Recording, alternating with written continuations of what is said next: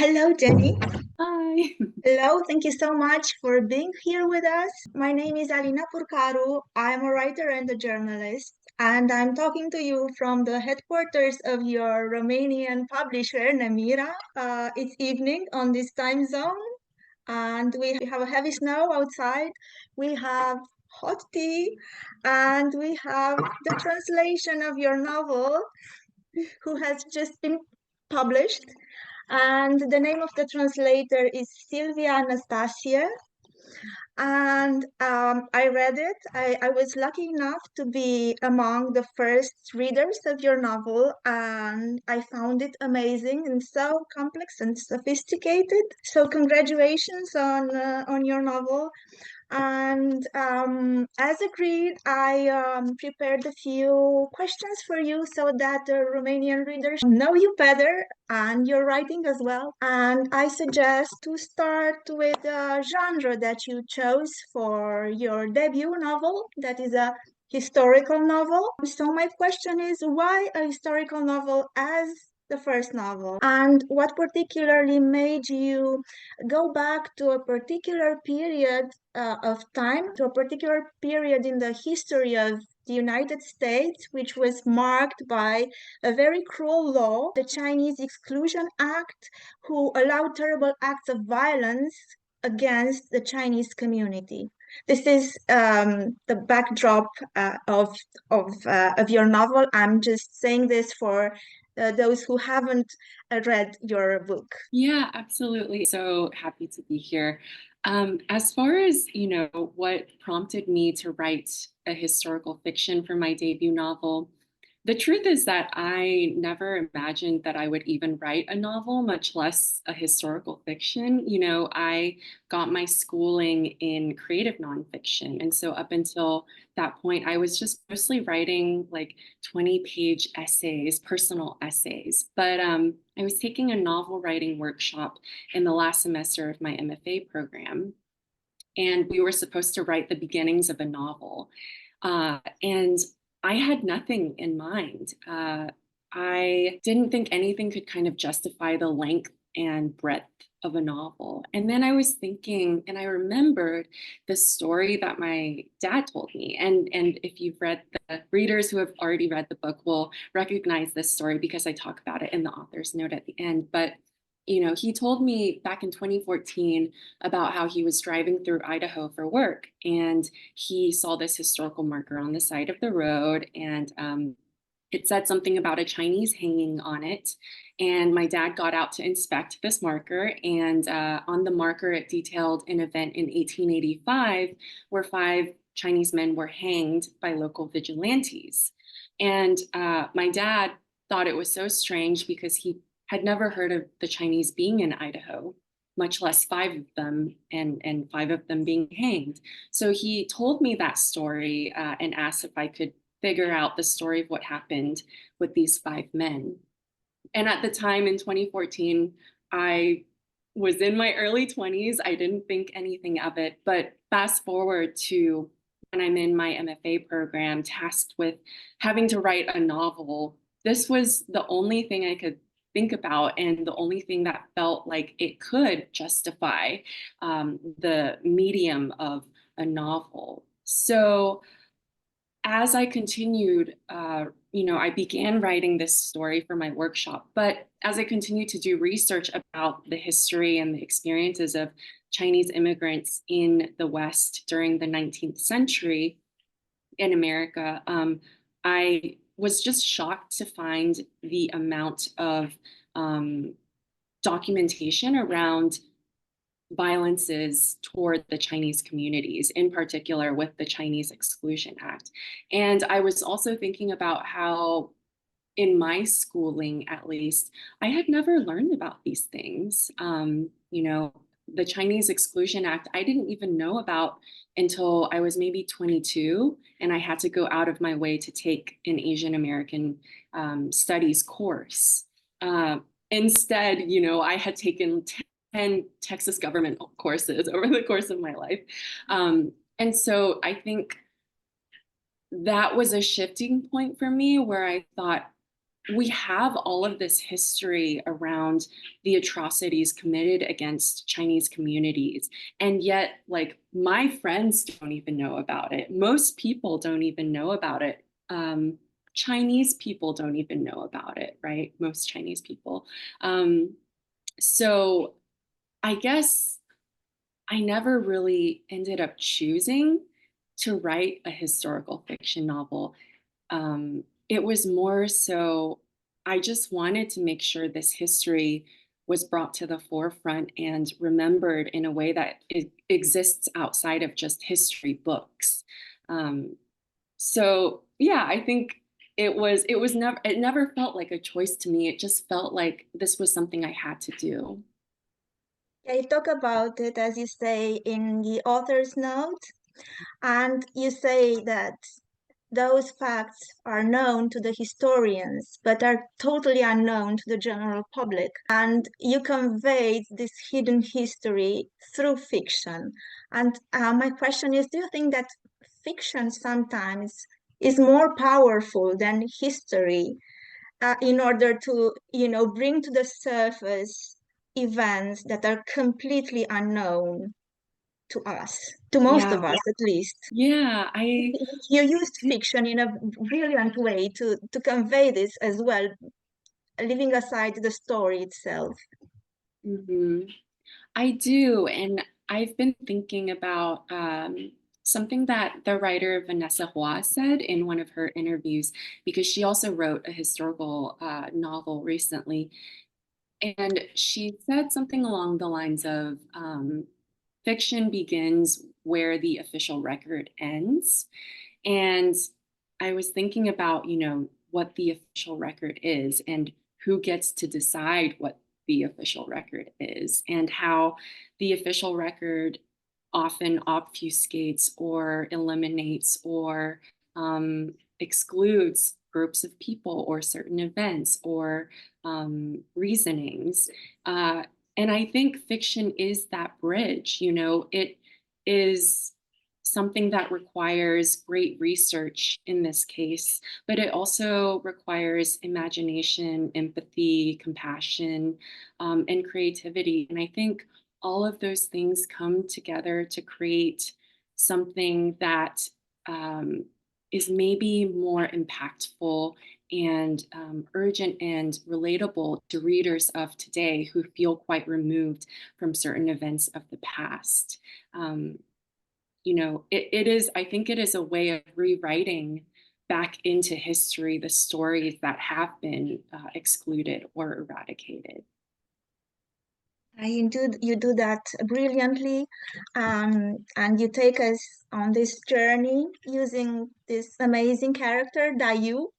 Mhm. Um, Maybe we should talk a little bit about the story. Maybe I should try to put it in a few words. So just for the people who are listening to us, you wrote a story about the journey of a young girl who lost a Chinese girl who lost her family, and she's kidnapped. She's shipped across the ocean to the USA. She ends up in a brothel in San Francisco. She's very, very young. She's not even a teen when all these things are happening. So it's very disturbing to read.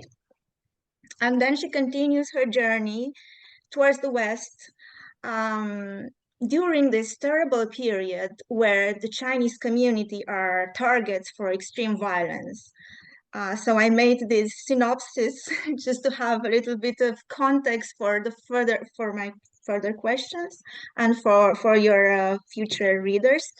Um, I wanted to ask you something about your protagonist, Dayu. So she inherits her name from um, a mythological character who dies tragically, who dies of heartbreak.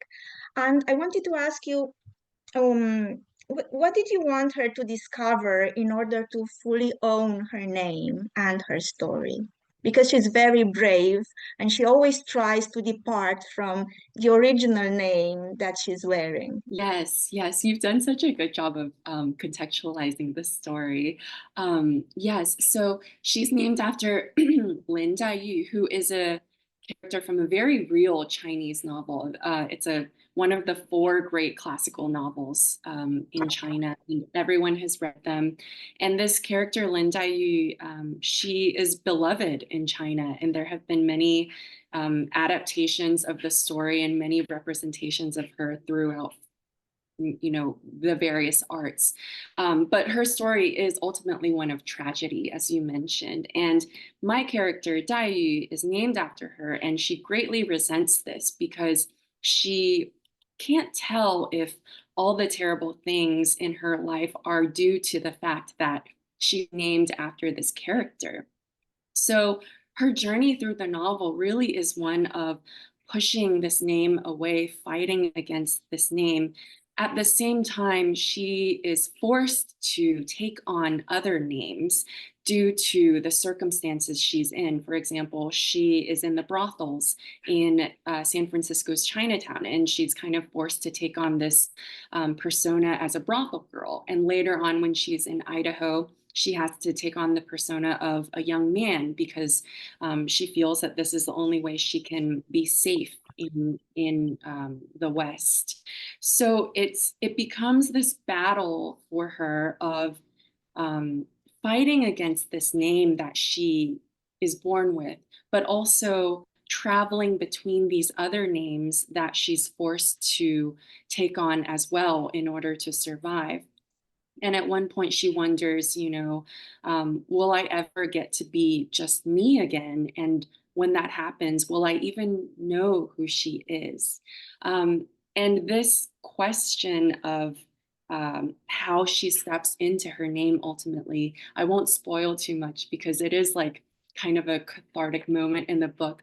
But what I wanted ultimately for her to discover was what it means to own your name. And a lot of that, I think, ultimately came down to acceptance, acceptance of who she is, everyone she has been, acceptance of maybe the fact that even if her life has been written for her already before birth, it is still her life. And there is some autonomy and power in that. So ultimately, we've talked about this book is one of shedding light on hidden truths, of course, but I also see it as a book of stepping into one's power and this quest of self-acceptance. And that's what I wanted her to discover. And during this quest, you gave her a very precious tool, calligraphy.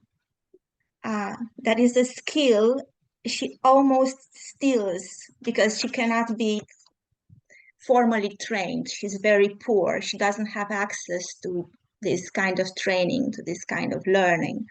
But you give her this tool, and whenever she faces problems or difficulties in life, she resorts to calligraphy, and she kind of tries to translate the crisis into this Chinese character. I found it similar to a form of meditation, and it's important to ask you to know why did you choose calligraphy as a form of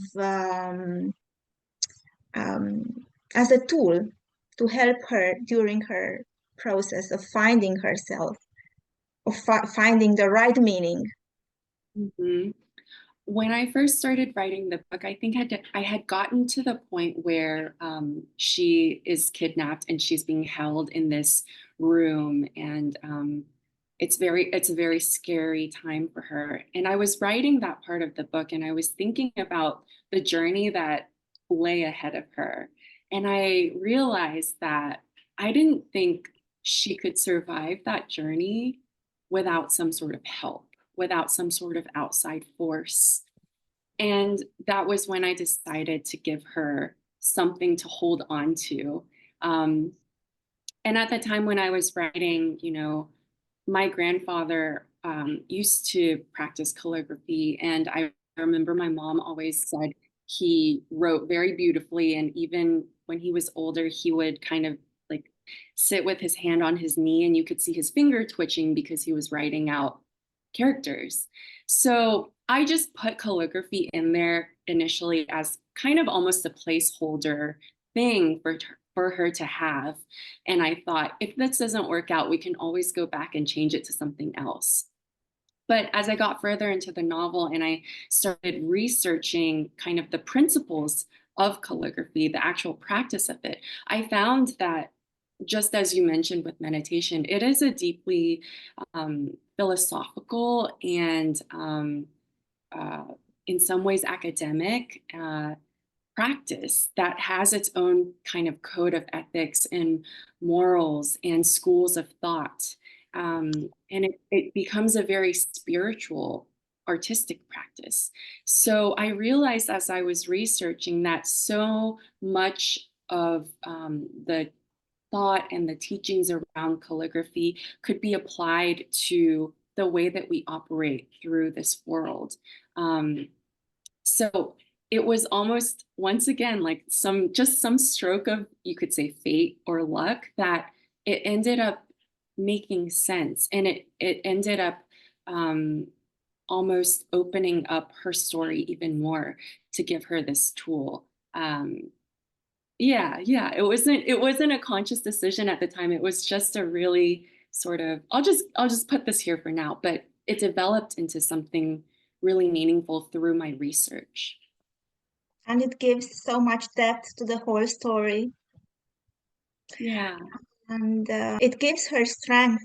And speaking of strength, this skill helps her become more and more resilient because she finds hidden resources or some sort of new energy that keeps her going through a very violent environment, a very misogynistic, violent one. And speaking of a misogynistic environment and about her strength to face it and to find her own path, I wanted to ask you if you can describe your novel as a feminist one. Did you have that path in mind? This idea that you're gonna add some feminist energy into your book? Yeah, I would say I think anything I write kind of just inherently has that energy.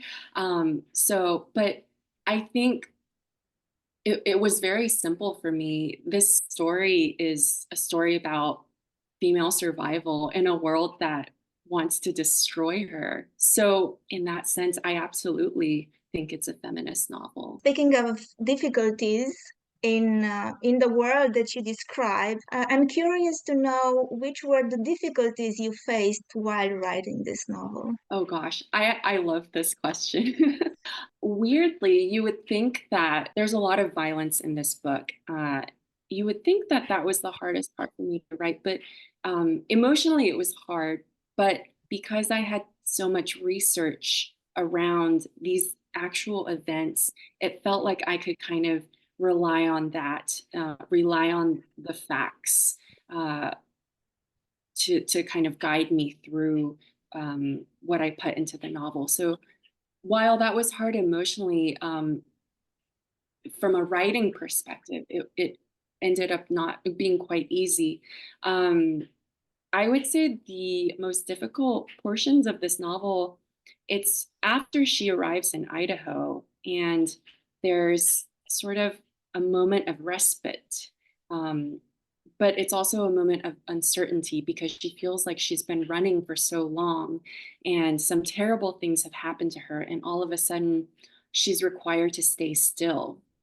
And I think in the writing as well, I was forced to stay still.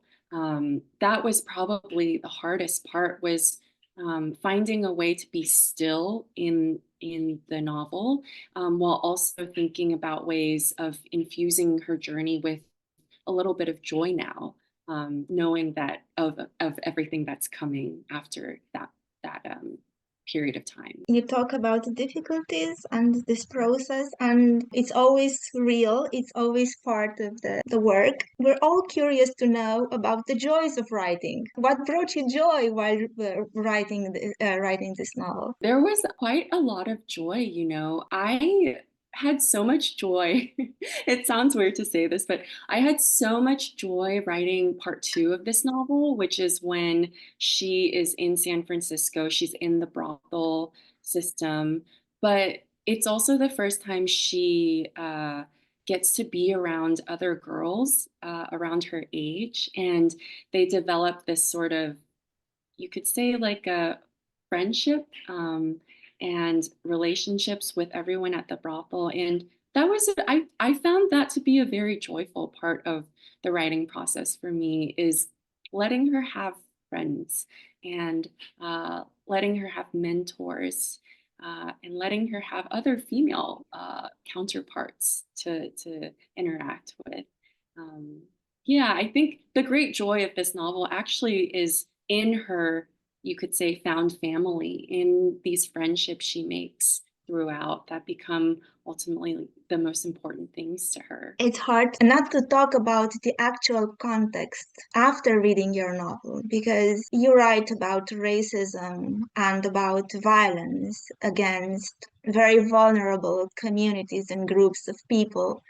And we're facing a similar situation nowadays in USA, but also throughout Europe. And I'm curious to know what is your take on the new political discourse who encourages violence and hatred, unfortunately? And how do you see your writing in this context? When my book came out in 2022, it was described as timely because there had been all these attacks against Asian people in the States. And I was a little bit uncomfortable with that description because when I wrote the book, I didn't think that these things would still be happening. And even now, I think as we look at, as you mentioned, entire groups of people's existence being denied or written out or excluded from our present day records, it is once again timely. And I am uncomfortable with the fact that it is still happening, right?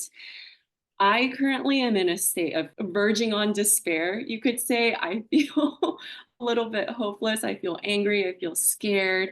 Um, and the one place that I have found solace has been through art, in experiencing other people's art in poetry, in music, in books, in movies. I watched the Grammys recently, and I was watching all of these mainly pop stars accepting their awards. And I found myself crying watching this because I was thinking about the impact that like their music and their personas have on people who right now feel like their existence is at danger. And I was thinking about just like the power of music and of seeing yourself represented in these ways throughout art. And then I was also thinking about this quote by Toni Morrison, who's one of my favorite writers, but she said something about how art is dangerous and how artists have always kind of been on the front lines to tell the truth. And they have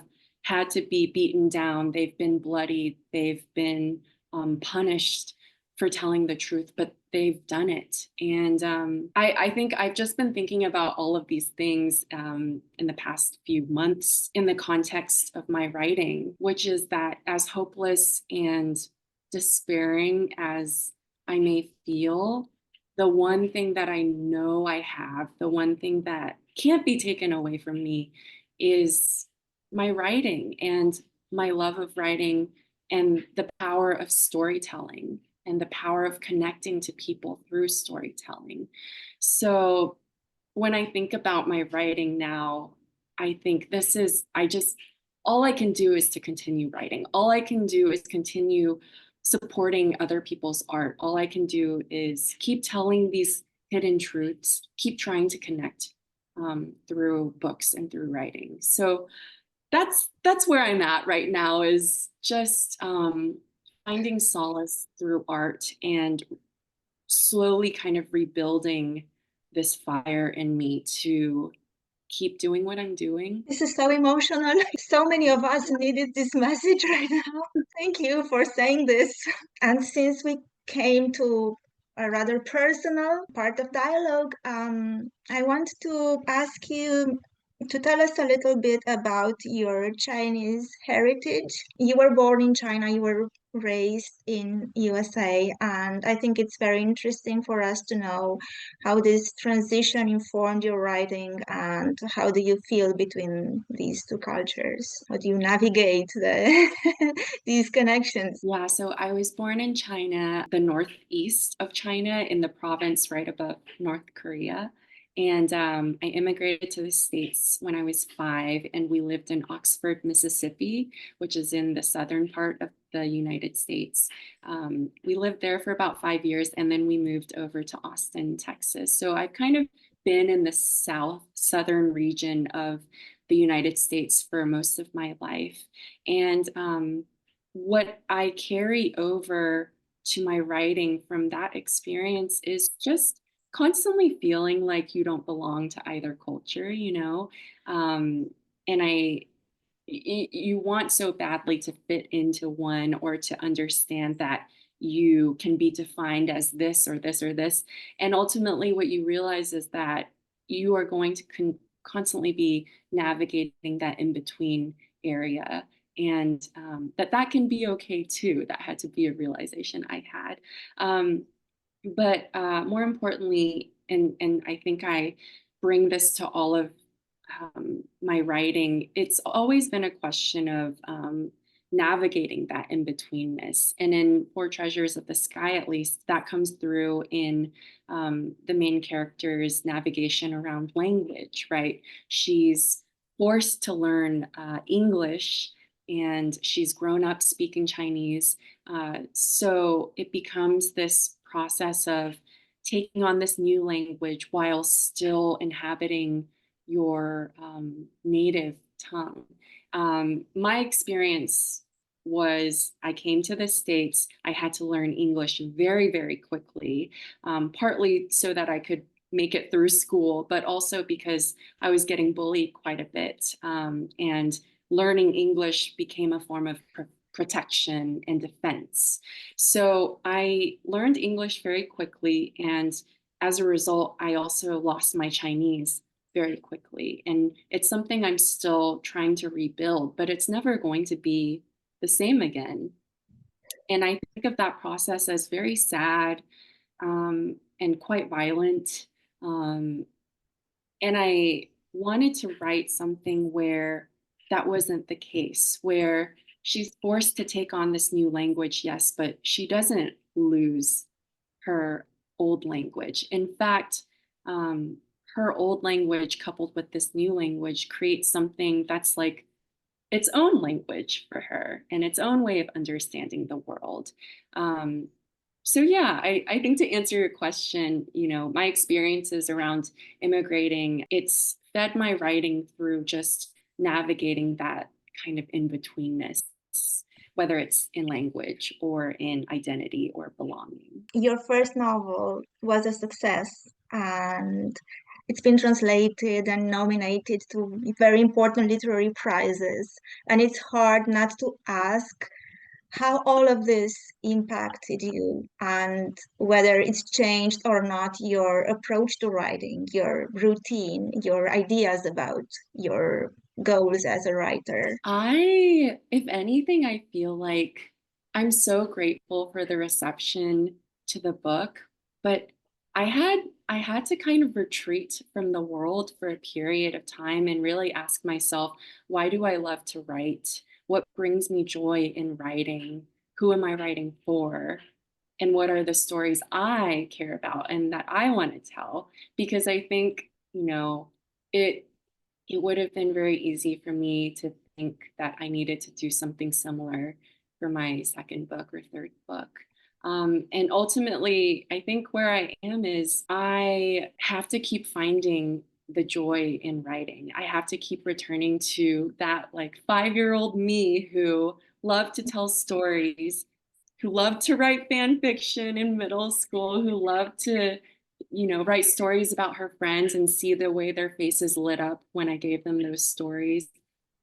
Writing will always be a personal thing. Every day I try to find my way back to that instead of thinking about awards or how many people have read the book or what people are saying about the book, right? I think it's important to remember why I do it. And that's because I love it and it makes me happy. And if anything, I think on the heels of my first book, that has become even more of a priority in my life is just to stay true to the reason why I started in the first place. How do you feed your creativity every day when you come back to what you're writing or to what you're trying to write? Oh gosh, I have so many different little methods because I think it's so easy to be distracted and feel down right now, right?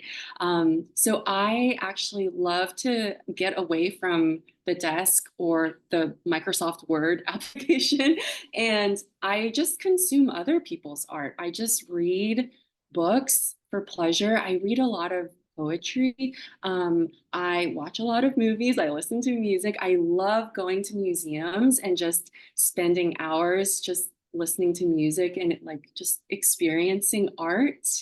I find that that really does feed my fill my cup. I don't know if it's a common sentiment for y'all, but at least in the States, there's this idea that writing is kind of a painful process and the writer must be tortured and Yes. yeah. And for a long time, I also thought that that was the way it's supposed to be. But during my my year of kind of retreating from the world and reconnecting with writing, I realized that actually writing should be a joyful process for me. It's not that way for everyone, but for me, like the way that I find happiness and motivation to write is when it's something that brings happiness to me. So I like to romanticize the act of writing. I like to make it feel good for me. And what that means is having a cute little desk and buying myself a little keyboard that makes really nice noises when I tap on it and using really fun notebooks and really nice pens and lighting a candle and having flowers at the desk, right? Like all of those things help me feel happy to sit down and do the work. So for any writers out there who think it has to be painful and it has to be a tortured process, I think it can be other ways. I think you can make it whatever you want to be as long as it's sustainable for you. And in my case, it's just having fun with it and making it this thing I look forward to doing when I wake up. No, thank you so much for this optimistic message description of the act of writing, which is so often associated with suffering and with torment and pain. And it shouldn't be. Can you share a little bit about what you're writing at the moment? Yes. If So, you're not superstitious or um, if it's not too I much to ask. yeah, I'm okay sharing this because it's already kind of been set. So hopefully that means nothing will change. But I did finish writing my second book, and it'll be out in 2026 in the States. But it's wildly different from my first novel. It's called Superfan, and it's inspired by the obsession around K-pop and boy bands. So it's about a girl in college who feels extremely lonely. She wants to be with people, she wants to make friends, but just finds it really difficult to do so. And she becomes obsessed with this boy band. And it also takes the point of view of one of the members of this boy band who is trying to run away from a dark secret in his past and disappears into this persona uh, of this boy band member. And it kind of follows their journeys as they eventually collide and explode around each other. So it's a novel about pop culture, about celebrity, about boy bands, but it's also a novel about what it means to love something so deeply. Yeah, and I'm very excited. I'm very excited to share it with the world because my first novel is definitely it's quite heavy, and the second novel is heavy as well, but I think also lighter in many ways. I'm very happy for you and your second novel. I know that for many writers, the second novel is a great challenge because of the pressure, because of the need to come up with something vastly different, or maybe to go deeper with what you started. I don't know, for everybody is different. So, congratulations, and I hope we'll have it translated in Romania. Me too, thank you. Just like this one. And towards the ending of our discussion, maybe you want to send a message to the Romanian potential readers? Oh my gosh, well, first of all, I love the cover. I can't get enough of looking at it. It's so good. I want to tell all of my potential Romanian readers, um, thank you for thinking about this book, for spending time with this book. Thank you for potentially going on this journey with Daiyu. I am so honored to have this book in Romania, and I just really hope that you enjoy it. I hope that you find some sort of hope or inspiration from it, some sort of power for your own self, particularly during this truly turbulent time in the world. And I hope it speaks to you in whatever way you need it to. It brought me so much joy, and I think it's so important. It's a book that speaks so much about agency, about having power to craft your own path, even when everything seems to fall apart. And it also talks about personal dignity and about connection to other people. So it's very soothing, it's very empowering, it's beautifully written. So thank you so much for writing it, and thank you for having this chat with me, with us, and good luck with everything you're doing. Thank you so much. Thank you for your wonderful questions, Alina. It was so nice to talk to you. It was a pleasure.